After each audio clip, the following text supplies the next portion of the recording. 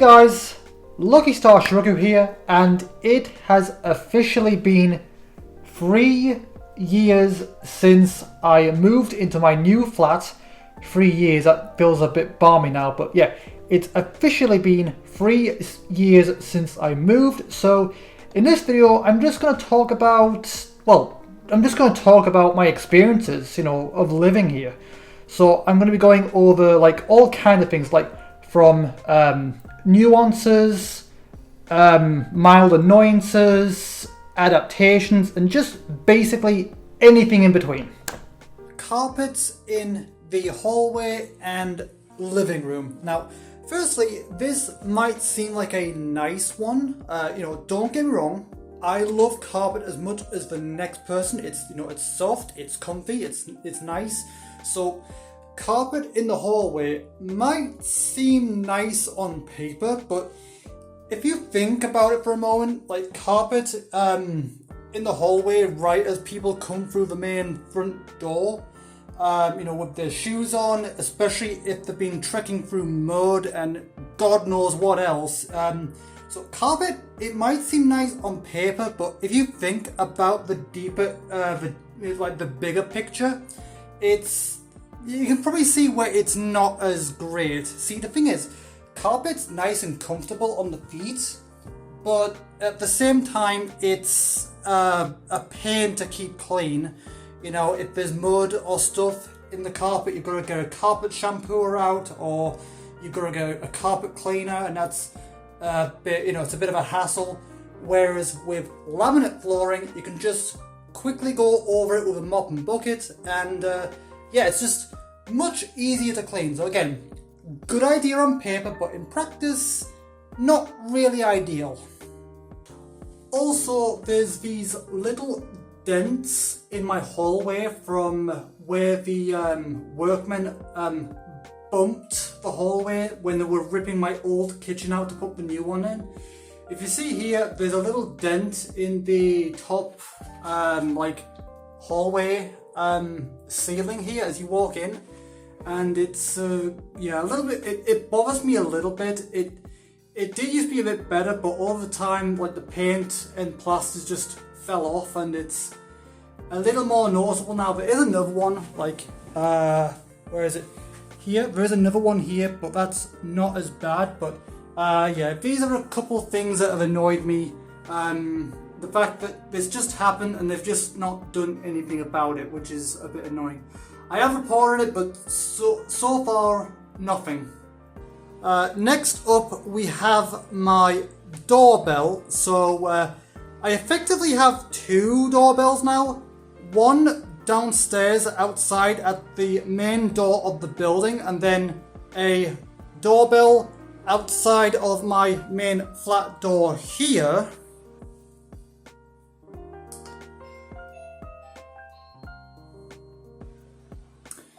And the main reason I have that is because, depending on what I'm doing, I don't always hear knocking. So,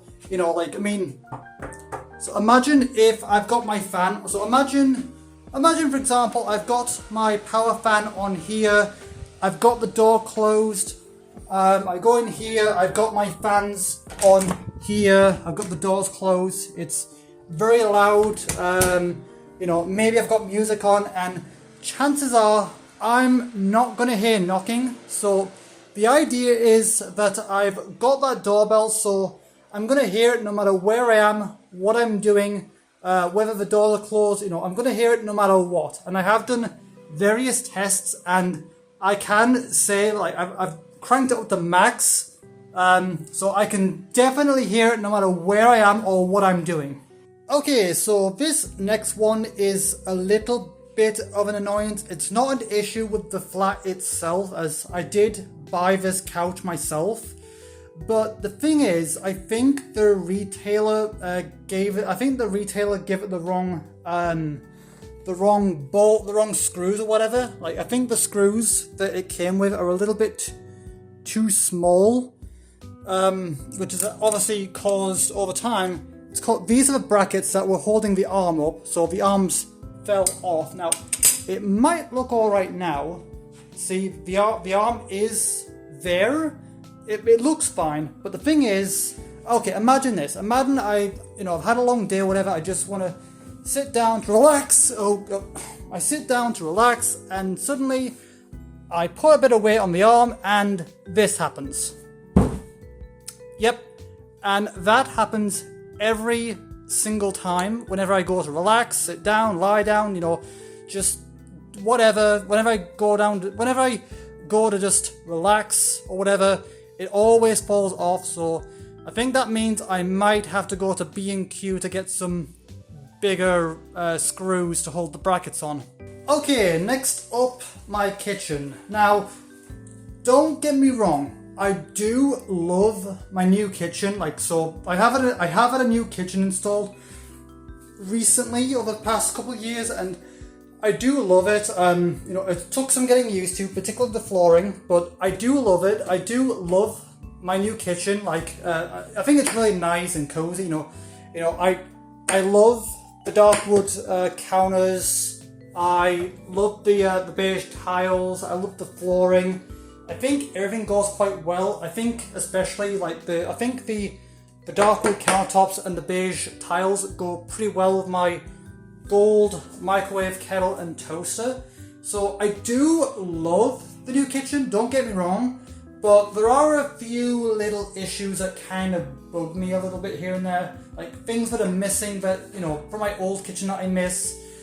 For instance, I really miss my old pantry cupboard, which originally was right there. So where my snacks are right now, there used to be a big pantry cupboard there, which is where I put everything there. So I've lost the pantry, which means I feel like I have a little bit less space than I used to. So I do miss that. Another thing which has kind of irked me in the beginning of this new kitchen, which has been since resolved, is basically the plug. So originally, when the new kitchen got installed, this plug was detached for the longest time, and I would always, I'd always worry about misplacing it, or if I did some washing, I had to dig through the horrible gunky water after washing up to get it out. So it took a while, but eventually we were able to get a chain to tie to it, so I don't have to worry about that anymore. Another issue, since we're at the sink, another issue that I had, that I still have actually, is obviously this is less of a problem with the flat, and if anything, more of a problem with the UK infrastructure in general, and that problem is the lack of a mixer tap. If you see here, like most places in the UK, I don't have a mixer tap. Instead, I have separate taps. One for hot and one for cold. Now, there was a historical reason for this, and it's not really prevalent anymore, but it's still pretty common to have separate taps, and that is something I don't particularly like. Because the thing is, luckily, I got pretty lucky with this boiler.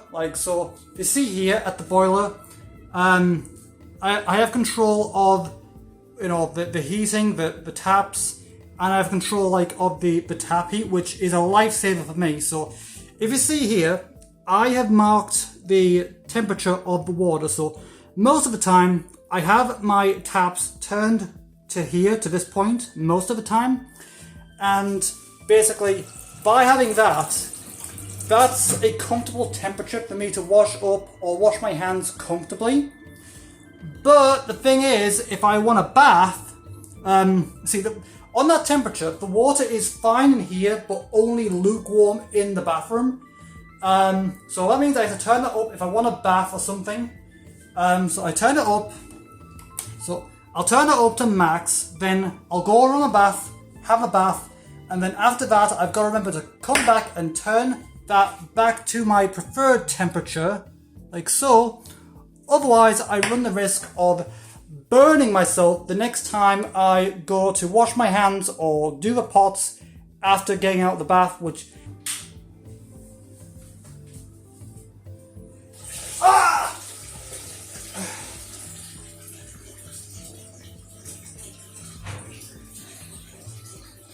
has happened to me more times than I can count over the last 3 years.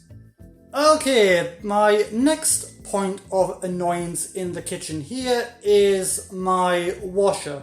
And what I mean specifically is whenever I do my laundry, sometimes, a lot of the time, my washer will actually gradually come out of its cubby hole there, and honestly it comes out quite far majority of the time.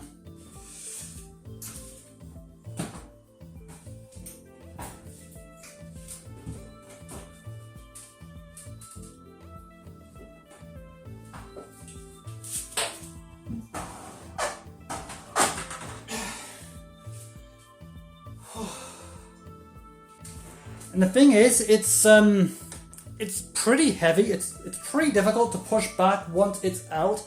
And again, it's came out pretty far. In the past, I think it's come out as far as where my toe is right now, my foot. But I think it's come out that far in the past.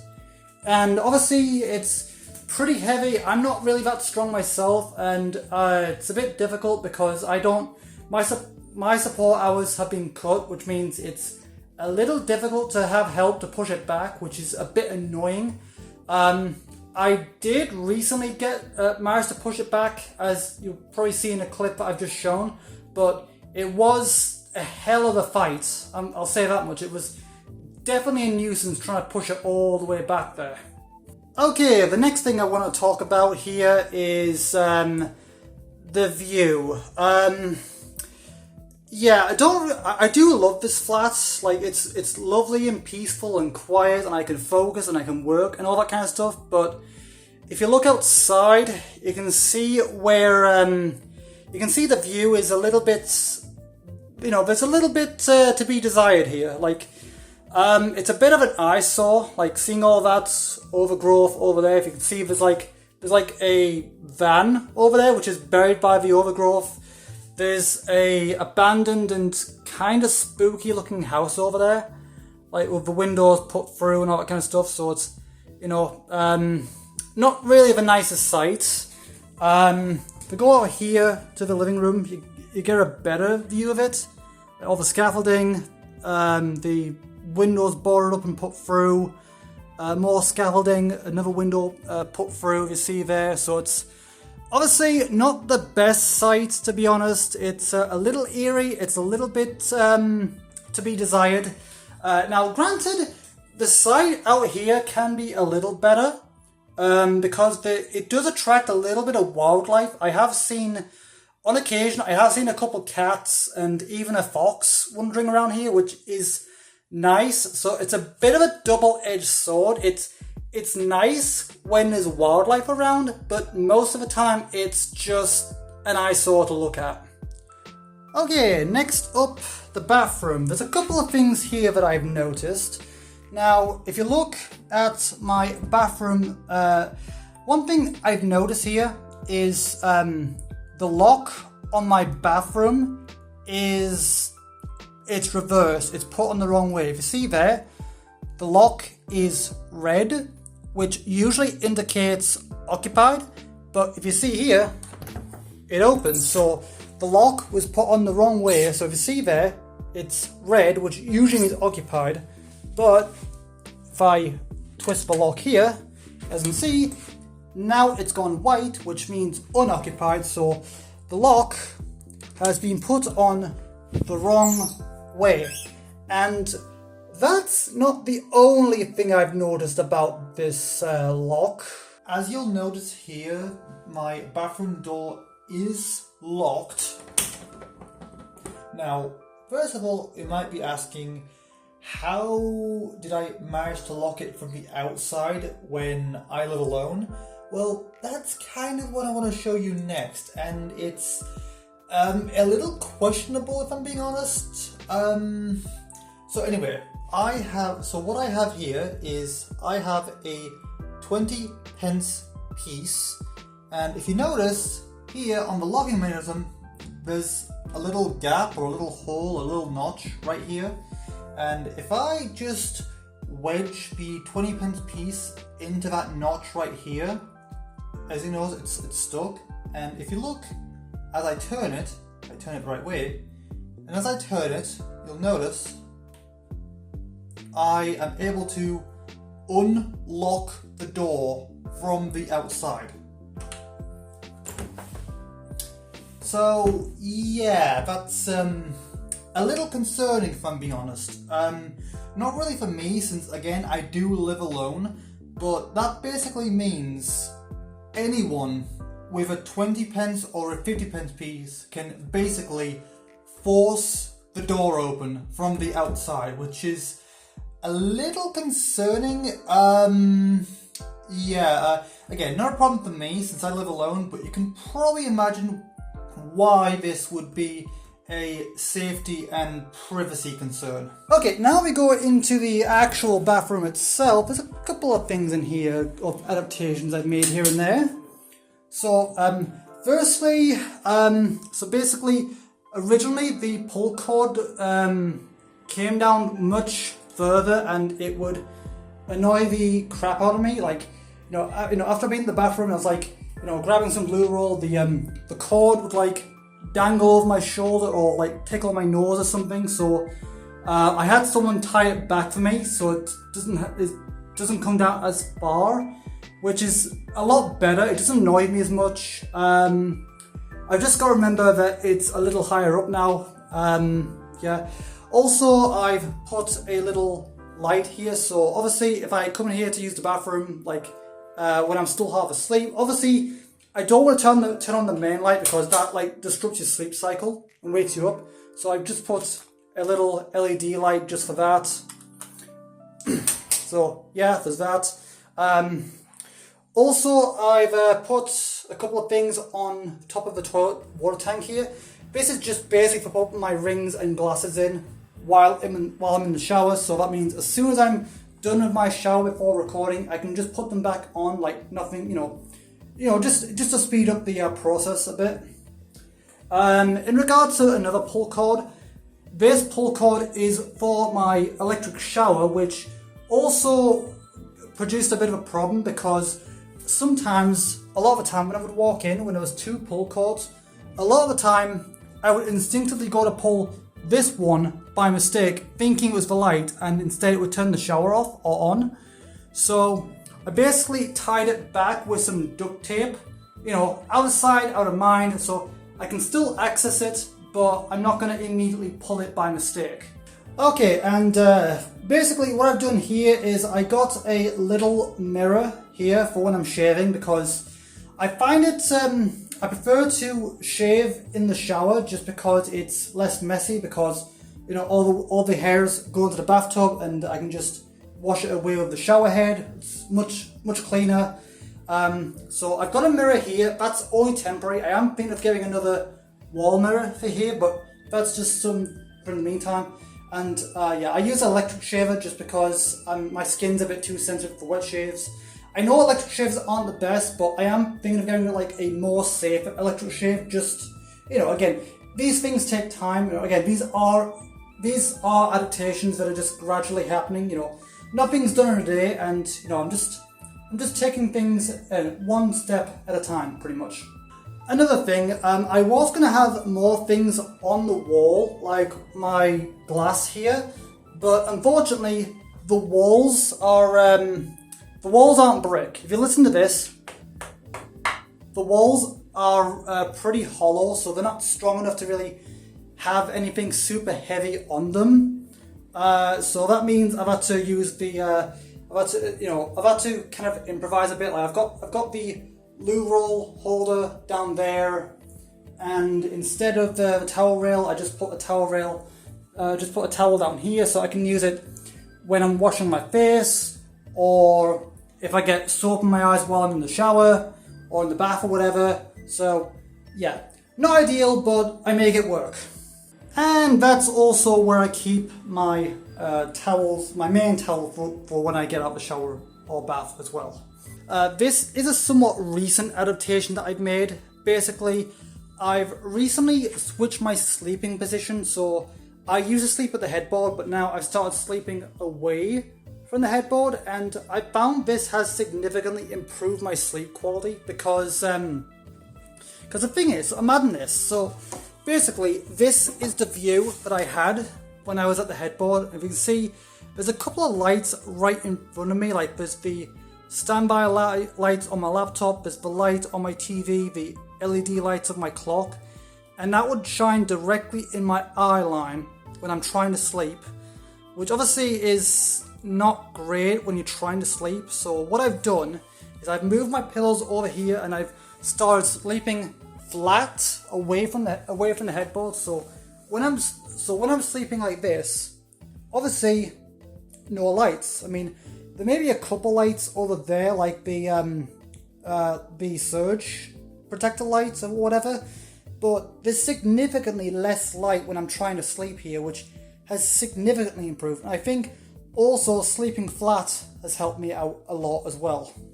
And also another issue that I've noticed is because I sleep this way now, it means when I'm watching TV or YouTube or Crunchyroll or whatever, obviously there's a bit of a problem here because I've got nothing here to keep me sitting up. Like I don't know, it's a bit difficult. Like I've been thinking of maybe investing in a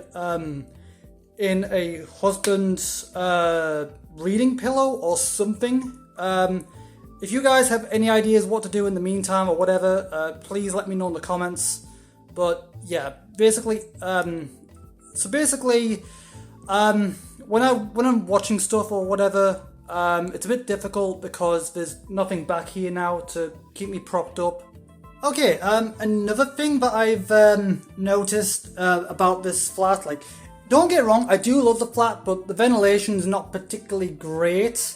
So usually when I get up, what I do is I usually open the window in my bedroom, in my living room, in my kitchen, and open the doors so I can have a constant flow of air going back and forth from the flat, just to help ventilate the place, because there's ventilation not great. Like the vents up there are very difficult to access. So that's what I've got to do to keep air flowing throughout the entire place, which obviously I can't really do that during a heat wave or the hotter months, because opening the blind lets the heat in and practically cooks me alive. So yeah, it's not great. And speaking of ventilation, the ventilation in my bathroom is not particularly good either. So I feel like the extractor fan is not really the best. And if you look up at my ceiling, you can see there's a whole bunch of black mold that's formed just because of the condensation here, and there's one really weak extractor fan and no other vents, no windows. So that means that the moist air and the moisture, the condensation is all trapped in here, and the weak extractor fan is connected to the light. So if I turn the light off, that means if I turn the light off, the condensation isn't being let out, and it's obviously taking a long time for the moisture to go, which obviously basically produces mold that I can't do anything about. Like, I could get rid of it, but it would just come back. So it's not ideal. And that's gonna about do it for my 3-year anniversary experience walkthrough of my flat. Now that I look back on it, I do realize that there were a lot of negatives in here, which was not really the intention. Like, the intention wasn't to my intention wasn't to, talk crap about this place or anything like that. That was not the intention. I just thought, since I have been here for 3 years and I've become aware of these problems, I thought now I'm in a good enough position where I can actually talk about these little issues. And again, these issues they're not significant or anything like that. There are workarounds, and some of them are still getting looked into. So none of these little negatives I've talked about are meant to detract from the positives. I just thought that now that I've been here for 3 years, I thought now would be a good enough time to talk about my overall experience, both good and bad. So again, that was it. That was the 3-year anniversary special. All the negatives I talked about weren't meant to detract or anything like that. I just thought I just thought that it would be good to talk about both the good and the bad.